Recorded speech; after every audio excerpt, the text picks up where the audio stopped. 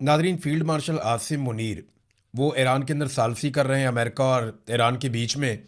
और सारी की सारी कवरेज ले गया कर्नल असवंद, वो यूनिवर्सिटी के अंदर गोली चला के।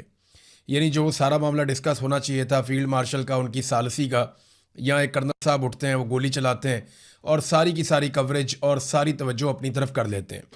इस मामले की कुछ मज़ीद चीज़ें मैं आपके सामने रखता हूँ। एक तो मुझे हैरत हो रही थी और तरस भी आ रहा था बेचारे टाउटों के ऊपर, इदारा खुद डिफेंड नहीं कर पा रहा। यानी आईएसपीआर ने इसके बारे में एक स्टेटमेंट जारी किया, वो खुद परेशान है, वो डिफेंड कर नहीं पा रहे। वो कह रहे हैं जी हमने तहवील में ले लिया है, अपने कस्टडी में ले लिया है, हम इस मामले की इंक्वायरी कर रहे हैं कि स्टूडेंट के ऊपर पिस्तौल क्यों निकाला, वहाँ पे गोली क्यों चलाई, हम इसकी तहकीकात कर रहे हैं। वो टाउट सारे मुंह उठा के कह रहे हैं नहीं जी वो तो बेकसूर है, उसने बहुत अच्छा काम किया, बड़ा शानदार काम किया। तो जो प्रोपेगेंडा है ना, उनकी चंद चीज़ें मैं आपके सामने रख देता हूँ, फैसला आप खुद ही कर लीजिएगा। नंबर एक, जो हकायक हैं वो एज इट इज़ आपको बताता हूँ। कर्नल साहब की अहलिया और एक प्रोफेसर, इन दोनों का एक तनाज़ा चल रहा था यूनिवर्सिटी में, और ये चंद दिन पहले से चल रहा था। ये मामला पुलिस स्टेशन तक भी गया, जिसमें मुबैना तौर पे कर्नल साहब की अहलिया ने दरख्वास्त दी थी, और वो जो प्रोफेसर साहब हैं उन्होंने उस पर अपॉलोजी करके मामला ख़त्म कर दिया। ये मामला रफा दफा हो गया था। तलबा का एहतजाज चल रहा था यूनिवर्सिटी में, वो दीगर इशूज़ भी साथ में थे, और ख़ातून की जानिब से इस मरतबा बजरिया फैमिली कर्नल साहब को, यानी उनके शौहर को और पुलिस को बुलवाया गया।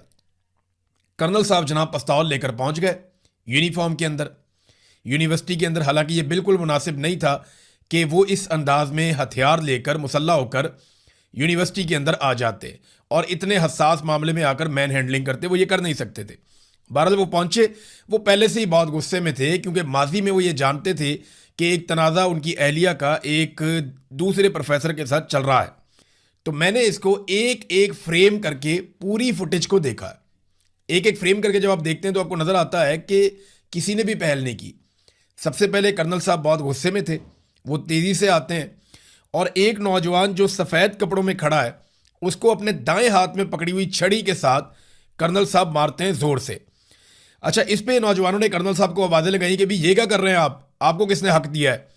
तो इस पे कर्नल साहब क्या करते हैं कि अपनी छड़ी को उल्टे हाथ में ले जाते हैं और अपने सीधे हाथ में अपना पिस्तौल पकड़ लेते हैं, और पिस्तौल पकड़ने के बाद वो एक लाल कपड़ों में मलबूस नौजवान को पिस्तौल से उसके सीने पर रख के उसको पॉइंट करते हैं, उसको पिस्तौल से धकेलते हैं। ये देखकर नौजवान डरने की बजाय मजीद वहाँ पे इकट्ठे हो जाते हैं। वहाँ पे एक वास्केट वाला नौजवान वो कर्नल को वार्न करता है कि ये पिस्तौल हमें मत दिखाइए, इस पिस्तौल को आप वापस अंदर रखिए, ये आप गलत कर रहे हैं, हमारी यूनिवर्सिटी के अंदर आप पिस्तौल निकाल रहे हैं यूनिफॉर्म के अंदर। तो कर्नल साहब बजाय इसके कि वो पिस्तौल वापस रखते, अपने उल्टे हाथ में पकड़ी हुई छड़ी से उस नौजवान के ऊपर भी अटैक कर देते हैं और उसके सर के ऊपर मारते हैं। इतने में जितने बाकी नौजवान हैं वो सारे फिर कर्नल साहब के ऊपर अटैक कर देते हैं। कोई 3-4 सेकंड तक कर्नल साहब को कोई इधर से मार रहा है, कोई इधर से मार रहा है, कोई इधर से खींच रहा है। तो 4-5 सेकंड में कर्नल साहब के हालात तब्दील हो जाते हैं। अब पिस्तौल जो है उसके अंदर गोली चेंबर में नहीं है, अभी तक पिस्तौल में चेंबर में गोली नहीं है, कर्नल साहब ने उसको लोड नहीं किया। इतने में वहां मौजूद पुलिस वाले कर्नल साहब को 5-6-7 सेकंड के अंदर अंदर ही वो रेस्क्यू कर लेते हैं। कर्नल साहब को और नौजवानों को अलग कर देते हैं। कर्नल साहब को जैसे ही खुली जगह मिलती है तो पुलिस वाले उनको घेर लेते हैं, उनको साइड पे कर लेते हैं। वहां कर्नल साहब फौरी तौर पे अपने पिस्तौल को लोड करते हैं और गुस्से में एक नौजवान के पीछे लपकते हैं पिस्टल को पॉइंट करते हुए। वो नौजवान उस तरफ को जाता है, कर्नल उसके पीछे लपकते हैं और उसको पॉइंट करते हैं। खुशकिस्मती से गोली नहीं चलती।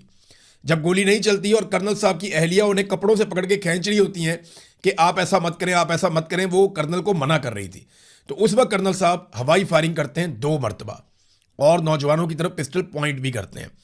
ये है वो पूरा वकूआ जो मैंने आपको बताया।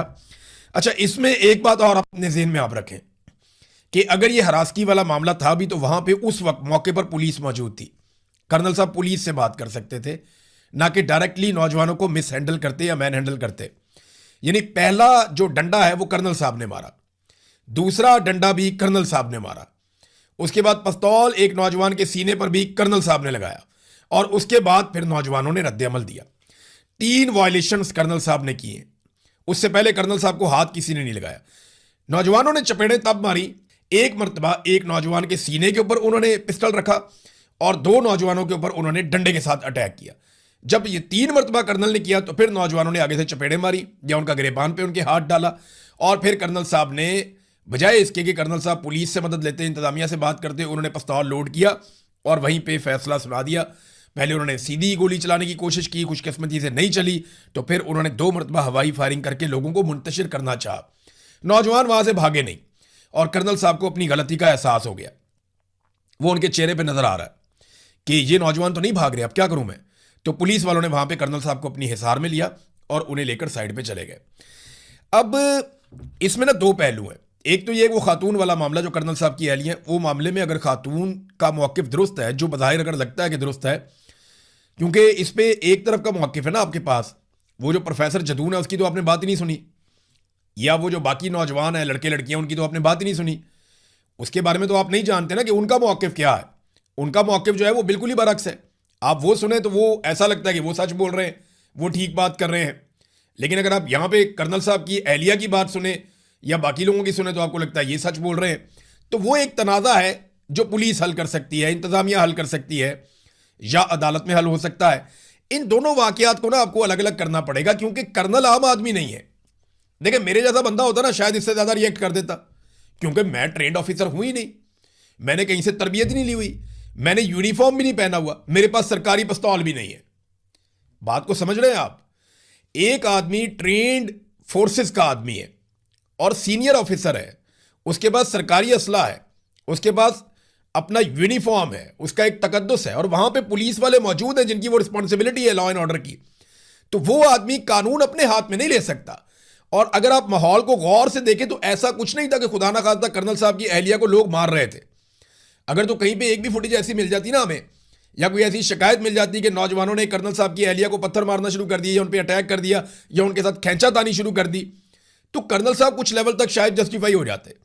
लेकिन कर्नल साहब आए गुस्से में और उन्होंने गुस्से में आकर अटैक किया।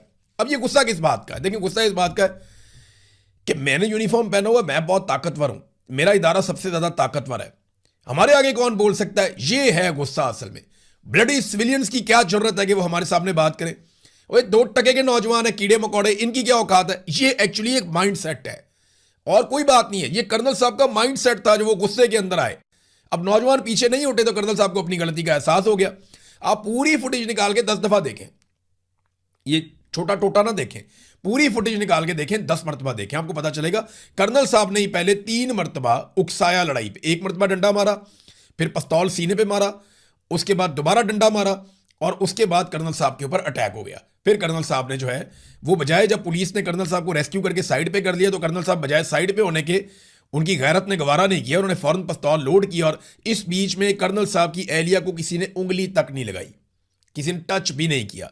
हाँ, अब अगर वो मामला जो है इसमें अगर कर्नल साहब की अहलिया ठीक है तो दूसरे आदमी को सजा मिलनी चाहिए, बिल्कुल मिलनी चाहिए। किसी भी खातून को हरासा करने का किसी को भी पूरे पाकिस्तान के अंदर, क्या पूरी दुनिया के अंदर, कोई हक नहीं पहुंचता कि कोई भी किसी खातून को हरासा करे। लेकिन ये मामला जो है, ये दोनों तरफ का मौक़िफ़ सुनने के बाद आप फैसला करेंगे, एक तरफ का मौक़िफ़ सुनकर आप फैसला नहीं कर सकते।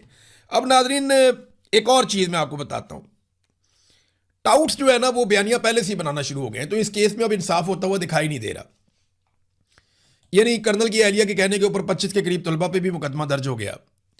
कर्नल के ऊपर तो मुकदमा पता नहीं कहाँ है, मैंने तो नहीं देखा अभी तक। तो 25 के करीब, हालांकि उसने आके पब्लिक प्लेस के ऊपर एक यूनिवर्सिटी के अंदर मुसल्ला होकर गोली चलाई है, उसके ऊपर FIR कहाँ है मैंने नहीं देखी। और दूसरा जो है वो जो असफंद यार साहब की अहलियाँ हैं कर्नल साहब की, उन्होंने प्रोफेसर जदून समेत 25 से ज़ायद तलबा और तालिबात पर मुकदमा भी दर्ज कर दिया। एक तरफ मुकदमा दर्ज हो जाता है, मुबैना तौर पे गिरफ्तारियां भी हो रही हैं।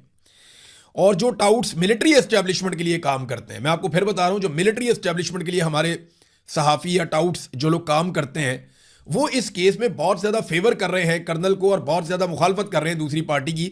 तो ऐसा लगता है कि मिलिट्री एस्टेब्लिशमेंट ये चाहती है कि कर्नल साहब को बचाया जाए। इंक्वायरी से पहले ही उन्होंने अपनी इंटेंट शो कर दी है कि कर्नल को इसमें बचाया जाएगा, और फंसाया किसको जाएगा? तलबा को या दूसरी पार्टी को। तो ये एक पहले से अपनी इंटेंट शो कर दी अपने लोगों के जरिए से, जैसा कि हर फैसला सुनाने से पहले इंटेंट बता देते हैं कि जनाब इस फैसले पे अमल दरामद नहीं होगा, जनाब मखसूस नशिस्तें छीन ली जाएंगी, जनाब इमरान खान को कहते तन्हाई में डाल दिया जाएगा, जनाब अस्पताल में शिफ्ट, जैसे हर चीज़ पहले बता देते हैं। इस केस में भी उन्होंने अपने टाउटों के ज़रिए से पहले ही बता दिया।